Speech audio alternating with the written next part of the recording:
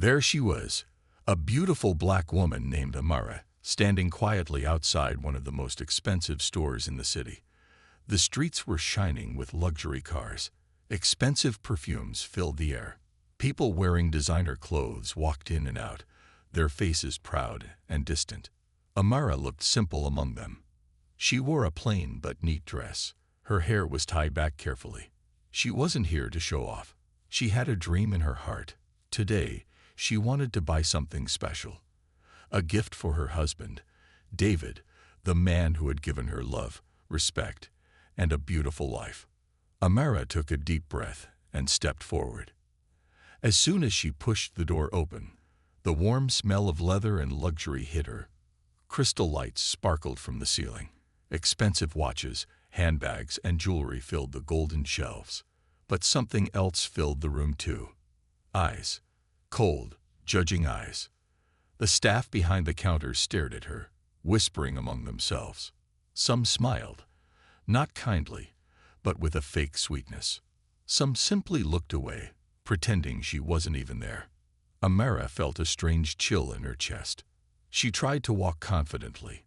She moved towards a beautiful handbag she had seen in a magazine last month.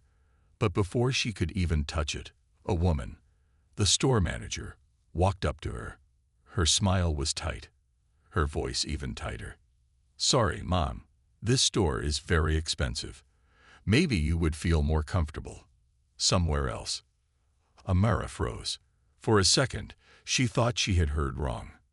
She looked at herself. She wasn't dirty. She wasn't rude. She wasn't doing anything wrong. So why? Was it her simple dress? Was it her skin? The room felt smaller. The judgment felt louder. Amara opened her mouth to speak, to explain that she could afford anything here. But before a word left her lips, a security guard appeared beside her. "Please leave, Mom," he said, not even looking her in the eye. Without waiting for her answer, they gently but firmly pushed her out of the door. Amara stumbled outside onto the street. A few people turned their heads. Some watched silently. A few laughed. Some whispered to each other. Others just shook their heads and walked away, as if they had seen this too many times before. Amara stood there, her hands shaking, her face burning. Tears threatened to fall, but she blinked them back. She would not give them that satisfaction. Inside the store, the staff returned to their work, smiling and laughing. For them, it was just another day, another problem removed. But what they didn't know, what they could never imagine, was that this woman, this quiet, humiliated woman, was no ordinary customer. Amara was the wife of David Kingston, one of the richest businessmen in the country, a man who owned hotels, airlines, and real estate across the world. And David loved Amara more than anything else in the world. When David heard what had happened, when he saw the pain in his wife's eyes, he knew one thing: he would not let this insult go unanswered. That night, while the city lights twinkled and people slept peacefully, David sat in his study, his face calm but his eyes burning with quiet fire. He picked up his phone. He made a few calls. Important calls. Powerful calls. And by the time the sun would rise again over the city, the little store that had treated his queen like dirt would no longer belong to the same people. Their lives, their jobs, their future would be changed forever. And all because they judged a woman not by her heart, not by her soul, but by the color of her skin. This was just the beginning. The real story, the real lesson, was about to unfold. That night, Amara sat silently in the living room of their big, beautiful house. The house was full of light, but inside her heart, everything felt dark. David walked in, holding a cup of tea for her. He placed it gently on the table and sat down beside her. For a moment, there was only silence between them. He watched her face, the face he loved more than anything, and saw the sadness in her eyes. The way she stared at the floor, lost in painful thoughts, broke his heart. "Amara," he said softly, "tell me what happened." Amara looked up, Her lips trembled slightly. And then, in a quiet voice, she told him everything. Every cruel look, every fake smile, every painful word. How they judged her without knowing her. How they threw her out like she was nothing. David listened carefully. He didn't interrupt. He didn't rush her. But with every word Amara spoke, David's jaw tightened. His hands, resting calmly on his knees, slowly curled into fists. When she finished, tears welled up in her eyes. But before they could fall, David reached out and held her hand. "You did nothing wrong," he said firmly. "You hear me. They are the ones who should be ashamed, not you." Amara nodded, but her heart still hurt. David stood up. There was a storm in his heart, but on his face there was only a cold, dangerous calm. He picked up his phone from the table. Without saying a word, he walked into his study and closed the door. Inside, he sat down behind his large wooden desk. The city lights twinkled outside his window, but David's mind was only on one thing: making them pay. He dialed the first number. "Mr. Gray," he said, "I want you to find out everything about the store called La Vie Elegante. I want to know who owns it, who manages it, who works there. Everything. And I want it fast." Mr. Gray, his personal lawyer and friend, understood the tone of David's voice. This was serious. "Yes, sir.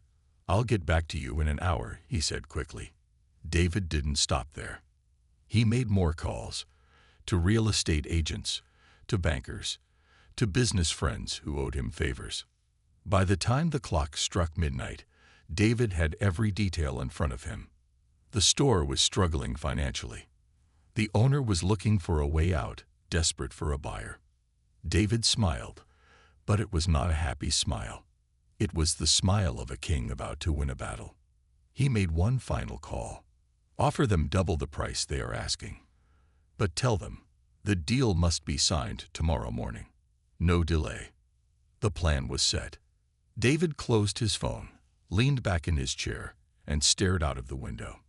He thought of Amara's face when she told him her story. He thought of how small they had made her feel. And he promised himself one thing: they would regret it. Not just today, not just tomorrow, but for the rest of their lives. The next morning, the city woke up to a normal day. But inside La Vie Elegante, nothing was normal. At 10 a.m. sharp, 3 black luxury cars pulled up in front of the store. Out stepped men in black suits, carrying heavy briefcases. The staff inside stared in confusion as the men walked in without speaking a word. They handed a file to the store manager. Inside it were the papers. The ownership papers. David Kingston was now the new owner of La Vie Elegante. The staff's faces turned pale. Whispers filled the air. The same manager who had thrown Amara out yesterday. The same security guard who had pushed her away. They all realized in one cold, terrifying moment. They had insulted the wrong woman. And now, there was no way to undo what they had done. David wasn't finished yet. One by one, he called the staff members into the office. One by one, he handed them letters. Letters that said only 2 words: "You're fired." No explanations. No second chances. Justice was being served, and it had only just begun. The sun was high in the sky. The city streets were busy with people rushing to work, students laughing, and tourists clicking pictures. But inside the grand luxury store, La Vie Elegante, there was only fear. The staff moved around nervously.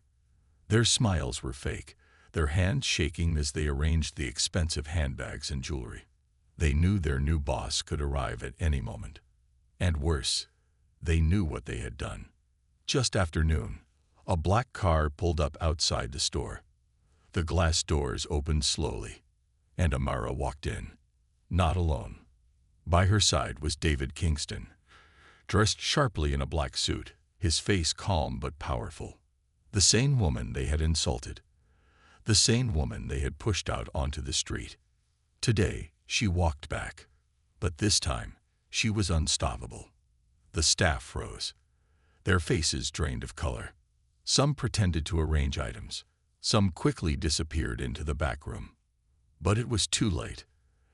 Everyone in the store knew who she was now. They knew she wasn't just a random woman. She was the queen of the man who now owned their futures.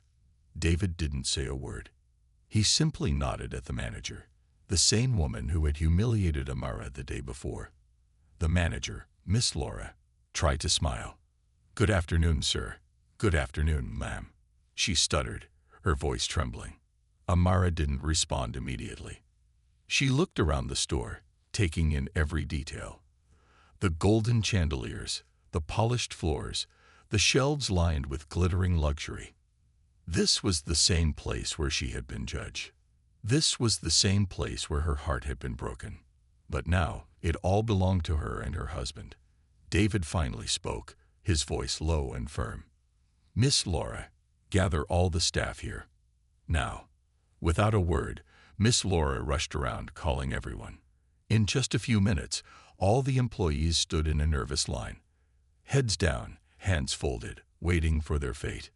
David glanced at Amara, giving her a soft smile. Then he turned to the staff. "Yesterday, you judged my wife by her skin color," he said, his voice steady. "You decided she was not worthy of being in your store. No one dared to look up. You humiliated a kind, graceful woman who did nothing but walk in here with a dream in her heart." There was silence. Only the quiet ticking of the wall clock filled the air. "Today, you will understand what it feels like to be judged." David pulled out a folder from his briefcase. One by one, he called the names of the employees who had laughed, whispered, or ignored Amara. One by one, they were handed termination letters. No arguments. No excuses. Miss Laura stepped forward, her voice shaking. "Sir, please, it was a mistake. We didn't know who she was. Please give us another chance." Amara finally spoke, her voice calm but strong. "You didn't have to know who I was," she said. "You only had to know that I was a human being." The words hit harder than any punishment. Miss Laura's eyes filled with tears. But David remained firm. "You judged someone by their appearance. Today, you pay the price for that." With that, Miss Laura, the security guard, and 3 other staff members were asked to leave immediately. They picked up their bags, their faces pale and defeated, and walked out. Amara watched silently. She didn't smile. She didn't gloat. She simply stood tall, with the dignity they had once tried to strip from her. After the store emptied, David turned to Amara. "This place is yours now," he said softly. "You can keep it, sell it, or turn it into something beautiful." Amara looked around. A slow, peaceful smile crossed her face. "I don't need revenge," she said quietly. "I just needed respect." David nodded, and together, hand in hand, they walked out of the store. Behind them, the golden sign above the door was already being changed. La Vie Elegante was no more. A new sign rose proudly above the entrance. Amara's Grace, where everyone is welcome. A message not just to the city, but to the world. The new sign outside the building shined brightly under the afternoon sun. Amara's Grace, where everyone is welcome. It wasn't just a name. It was a message.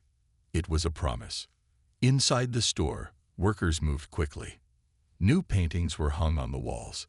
Beautiful images showing people of all colors, all sizes, smiling together. The shelves were filled with not just the most expensive brands, but also handmade items by local artists. The cold, proud feeling of the old store was gone. Now the store felt warm. It felt like home. And standing at the center of it all was Amara, her heart full of dreams once again. This time, even bigger dreams. She wasn't just here to sell luxury goods. She was here to create a place where no one would ever feel judged the way she had. David watched her from a distance, a proud smile on his face. He remembered how hurt she had been just days ago. And now, she stood taller, stronger, brighter than ever. The next morning, Amara held the first staff meeting inside the store. New employees sat around her, people she had personally chosen. Some were young students, some were single mothers, some were immigrants who had once been told they weren't good enough. Amara looked at them with kindness in her eyes. "Welcome to Amara's Grace," she said softly. "This is not just a store. This is a family." The staff smiled, some even wiping away happy tears. "Here," Amara continued, "no one will be judged by the color of their skin, the clothes they wear, or the language they speak.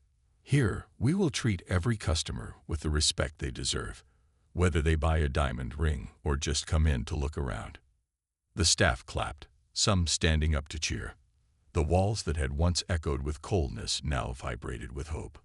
Later that day, Amara and David sat together in the small cafe corner they had added inside the store. They sipped coffee and watched the first customers walk in.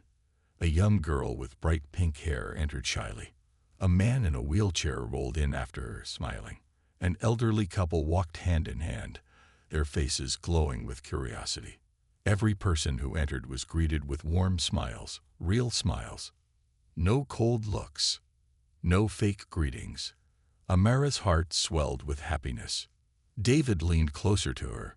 "You turned your pain into something beautiful," he whispered. Amara looked at him, her eyes shining. "Maybe that's what life is about," she said. "Not letting the bad things break you, but using them to build something better." David took her hand in his and kissed it softly. "You are extraordinary," he said, and he meant every word. Meanwhile, across town, the old staff members, the ones who had been fired, sat in a small cafe, reading the news. There it was, printed on the front page of the city newspaper. From humiliation to triumph, the woman who changed everything. A large photo of Amara smiling in front of the store covered half the page. Miss Laura, the old manager, lowered the newspaper slowly. Her face was pale. She remembered the way she had looked at Amara that day, the way she had spoken to her like she didn't belong. Now it was clear who truly belonged and who didn't. The lesson was heavy, and it was permanent. Back at Amara's Grace, the day ended with soft music playing in the background. The last customer left with a smile, carrying a small, beautifully wrapped gift. Amara walked through the store one last time, touching the shelves, the counters, the walls. She wasn't just touching a building. She was touching her dream. A dream born from pain, but grown with hope. David walked beside her. "Proud of yourself?" he teased gently. Amara smiled. "Proud of what we built together," she said. Outside, the stars twinkled in the night sky, and inside, the lights of Amara's Grace shined just as brightly. The city had many expensive stores. It had many grand buildings. But now it had something rarer. It had a place where every person, no matter who they were, could walk in and feel at home. Thanks to one woman who refused to stay silent. Thanks to one woman who believed that dignity and kindness were more valuable than any handbag or watch. And her story had only just begun. Weeks passed, and Amara's Grace became more than just a store. It became a symbol of hope in the city. Word spread fast. People who had once been afraid to step into luxury stores because of their background, their clothes, or their accents, now walked confidently through Amara's doors. They were welcomed not with fake smiles, but with real warmth. Every person was treated like a VIP, because to Amara, they truly were. One bright morning, as Amara was arranging flowers at the entrance, her phone buzzed. It was a call from a well-known TV channel. "Mrs. Kingston, we've heard about your incredible story," the reporter said. "We would love to feature you on our morning show. Will you join us?" Amara's heart skipped a beat. She had never thought of herself as someone who would be on TV. She had just wanted to make a difference. But David smiled proudly when she told him. "The world needs to hear your story," he said gently. "Not just for you, but for every person who ever felt small because of someone else's ignorance." Amara agreed. On the day of the interview, Amara wore a simple, elegant white dress. She kept her hair neatly tied back, just the way she liked it. She didn't need diamonds or heavy makeup to shine. Her truth was her light. David sat in the front row of the small studio, watching proudly as Amara took her seat under the bright lights. The host smiled warmly at her. "Welcome, Amara," she said.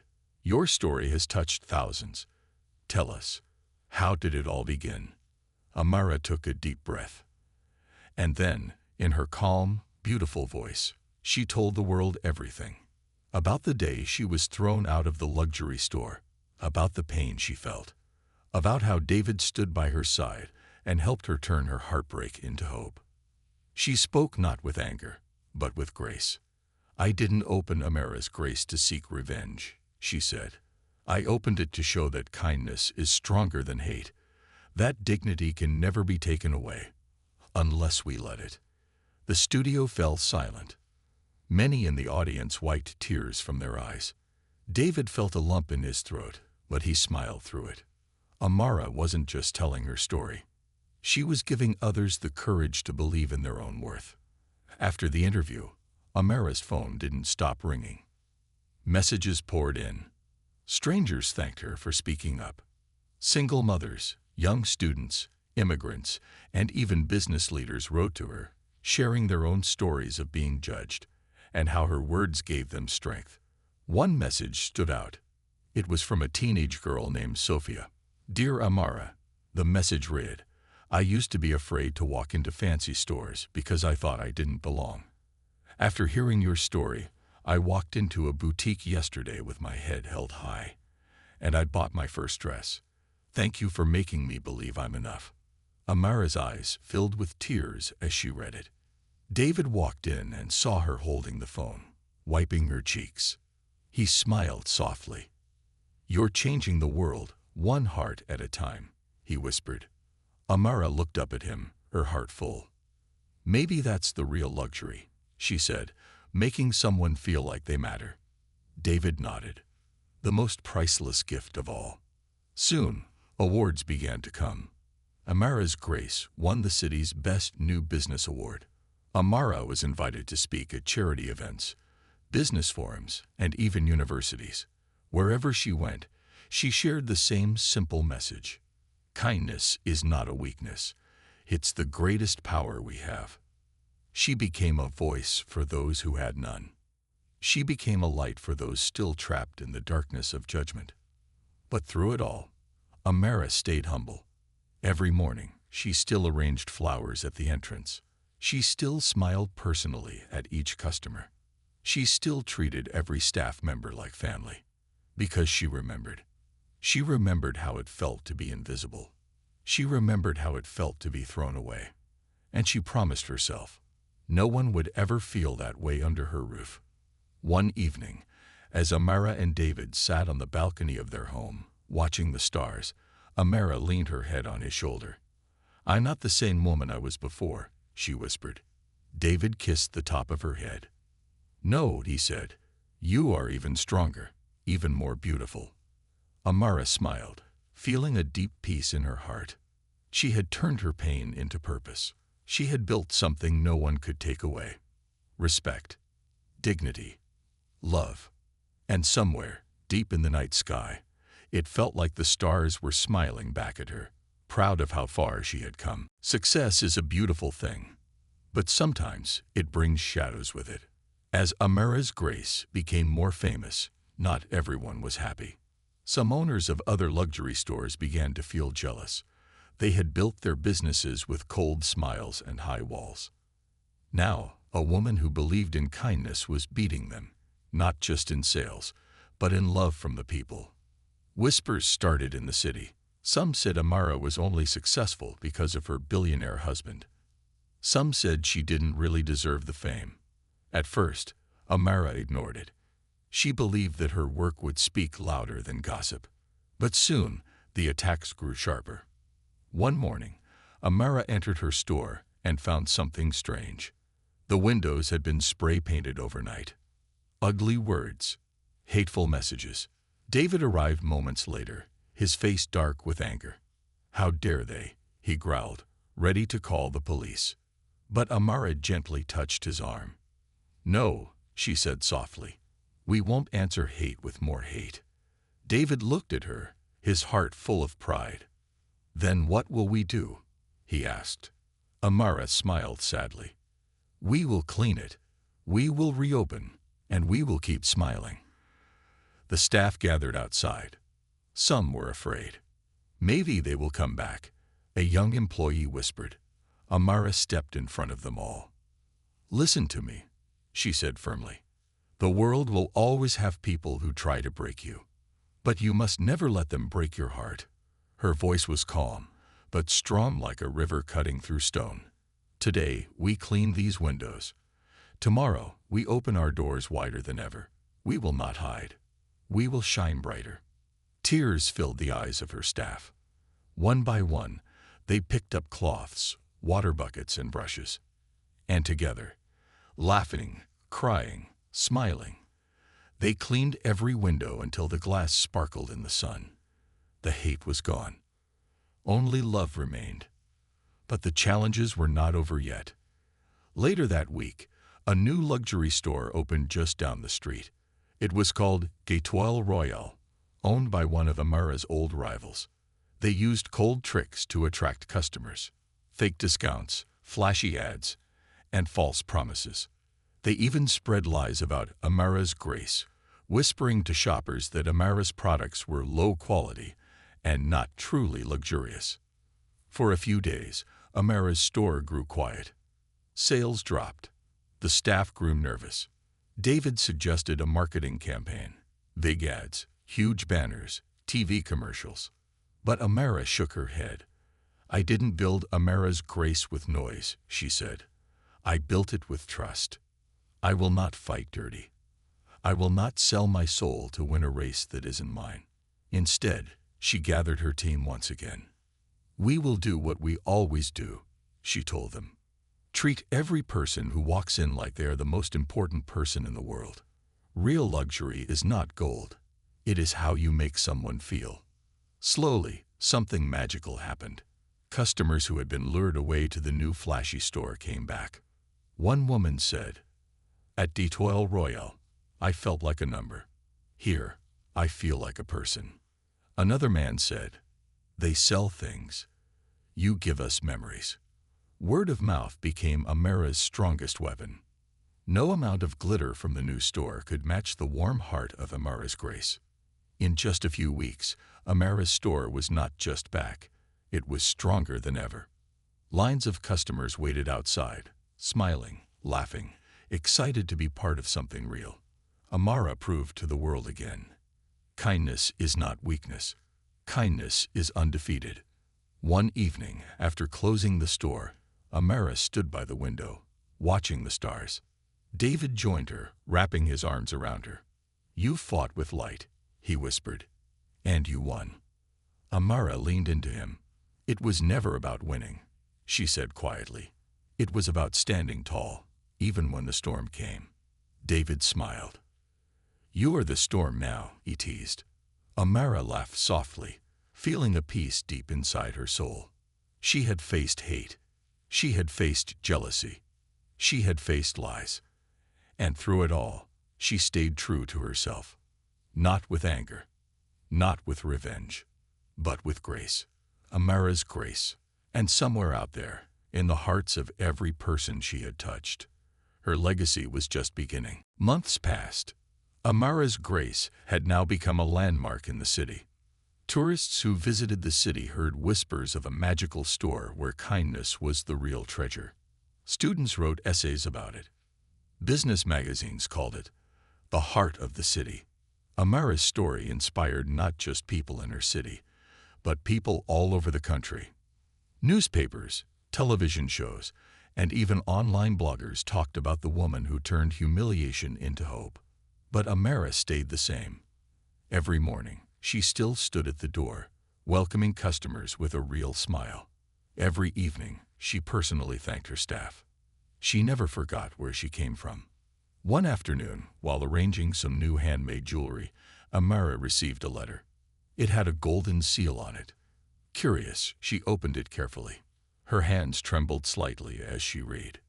Dear Mrs. Amara Kingston, We are honored to inform you that you have been chosen to receive the city's Humanitarian of the Year award. Your courage, kindness, and commitment to dignity have changed lives and inspired countless souls. Please join us at the City Gala this Saturday evening. We would be proud to celebrate you. Amara's breath caught in her throat. Tears welled up in her eyes. David, who was standing nearby, noticed her face and rushed over. "What happened, love?" he asked. Amara handed him the letter silently. David read it slowly, a wide, proud smile forming on his lips. "You deserve this," he whispered, pulling her into a hug. "You deserve it 1,000 times over." The night of the City Gala was magical. The grand hall was filled with sparkling lights, red carpets, and the scent of fresh flowers. Famous business leaders, celebrities, and politicians were there, but the loudest whispers were all about one person, Amara Kingston. She arrived in a simple, elegant dress, not drowning in jewels, but shining with pure grace. David walked beside her, holding her hand firmly. When Amara walked into the hall, people stood up and clapped. Some had tears in their eyes. Some smiled warmly. It felt like the whole city was embracing her.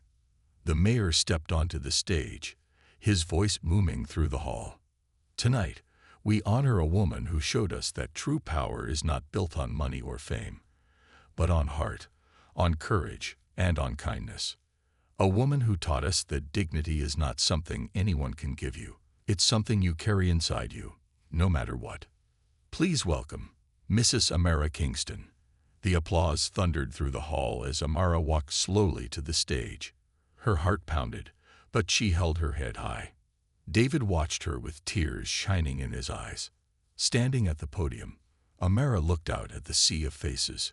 For a moment, she remembered everything. The cold looks in the luxury store. The night she was thrown out without a word. The hateful words sprayed on her windows. The nights she cried, wondering if she was enough. And then she thought of what came after. The smiles at her store. The thank you notes from strangers. The teenagers who now walked with confidence. The city that now celebrated her, not for her money, but for her heart.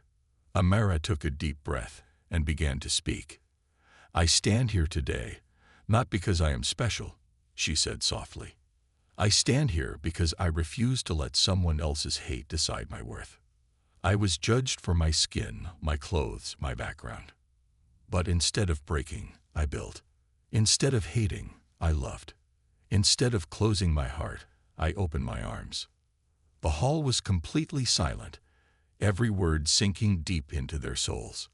If you ever feel small, if you ever feel invisible, please remember, Amara said, her voice breaking slightly, "You are not measured by what others see.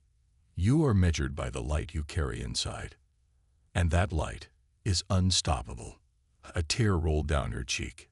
She smiled through it. The audience stood, a standing ovation, clapping, cheering, some even crying. David clapped the hardest of all. After the ceremony, people lined up to meet Amara. Young girls hugged her tightly. Old women blessed her with shaking hands. Businessmen thanked her for reminding them what real success looked like. Amara took each hand, each hug, each word, and stored them carefully in her heart. Because these were the real treasures. Not the award, not the fame, but the lives she had touched, the dignity she had restored, the hope she had planted. That night, as Amara and David drove home under the stars, Amara leaned back in her seat, looking up at the night sky. "Do you think the old me would recognize the woman I am today?" she asked quietly. David smiled without looking away from the road. "She would be proud," he said. "Very, very proud." Amara closed her eyes, letting the peace wash over her. She had faced storms. She had faced hate. She had faced doubt. And she had risen. Stronger, wiser, kinder. She smiled, whispering to the wind, "This is just the beginning."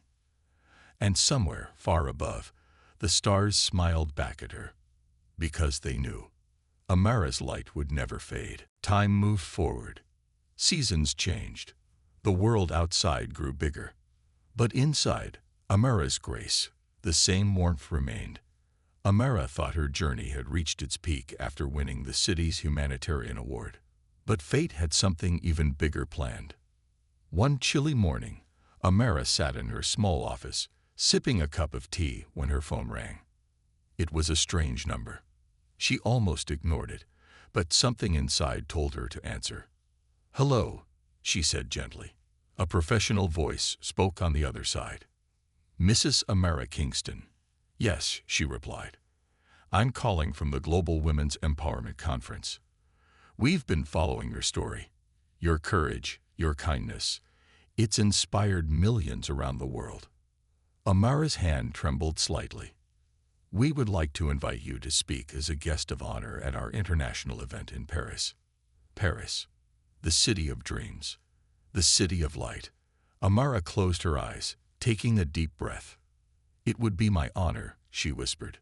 Preparations began immediately. David hugged her tightly when he heard the news. "See, love, your light isn't just for this city. It's for the whole world." The news spread like wildfire. Newspapers ran headlines. "From humiliation to global inspiration. Amara Kingston, the woman who redefined luxury. The power of grace in a world of judgment." Amara didn't let it change her. She still woke up early every morning. She still smiled at every customer. She still thanked her staff personally. Fame was not her fuel. Kindness was. Finally, the day of the conference arrived. Amara stood at the airport with David by her side, carrying just one suitcase, simple and small. "Are you nervous?" David asked, squeezing her hand. Amara smiled softly. "A little," she admitted, "but mostly grateful." The plane took off, lifting them above the clouds toward a new chapter. Paris was beautiful beyond words. The grand hall where the conference was held sparkled with chandeliers and golden walls. Women from all corners of the world had gathered. Leaders, teachers, entrepreneurs, dreamers. Amara felt a little overwhelmed. But when she stepped onto the stage, she remembered her first steps into Amara's grace. She remembered the cold stares at that luxury store. She remembered standing alone and choosing to stand tall. Her fear melted away. As Amara spoke, a deep silence filled the massive hall. "I was thrown out of a store because of my skin," she began, her voice steady. "I was judged because of my appearance, my background, my dreams. But that day, I learned something powerful. No one can take away your worth unless you hand it to them." Her story moved across the room like a soft wind, touching every heart. Women cried. They held each other's hands. They nodded, feeling their own wounds heal. "You are not just what the world sees," Amara continued. "You are what you choose to be. Carry your dreams like a crown. Walk with your pain like it is armor. Love with a heart bigger than your fears. And when they try to break you, smile, build, shine." The standing ovation lasted for minutes. Tears, claps, cheers, all mixed together into a symphony of hope. That night, Amara stood by her hotel window, looking at the Eiffel Tower sparkling under the stars. David came up behind her, wrapping her in his arms. "How does it feel, love?" he whispered. Amara smiled, tears in her eyes. "I feel," she paused, searching for the right words. "I feel like that little girl I once was, the one who dreamed with her whole heart." She finally found her wings. David kissed her forehead. "You didn't just find your wings," he said. "You taught millions how to fly." Amara closed her eyes, letting the moment sink deep into her soul. She had traveled from humiliation to inspiration, from judgment to celebration, from one lonely woman outside a luxury store to a voice that echoed across the world. And yet inside, she was still the same Amara, a woman who believed that kindness is the most luxurious thing anyone can offer. Back home, when Amara returned, her city welcomed her like a queen. The airport was filled with flowers, banners, children holding "Welcome back, Amara" signs. Her staff cried when they saw her. The mayor offered to rename the street where Amara's grace stood, but Amara politely declined. "The street doesn't need my name," she said gently. "The people who walk it already carry the spirit of grace." And so, the woman who was once thrown out for her skin, for her dreams, for her courage, became a light that could never be thrown out again. Her story lived on in every hand she held, every soul she touched, every heart she lifted. And somewhere, across the oceans and skies, millions whispered her name with love. Amara, the woman who turned pain into power, and who proved, once and for all, grace wins, always.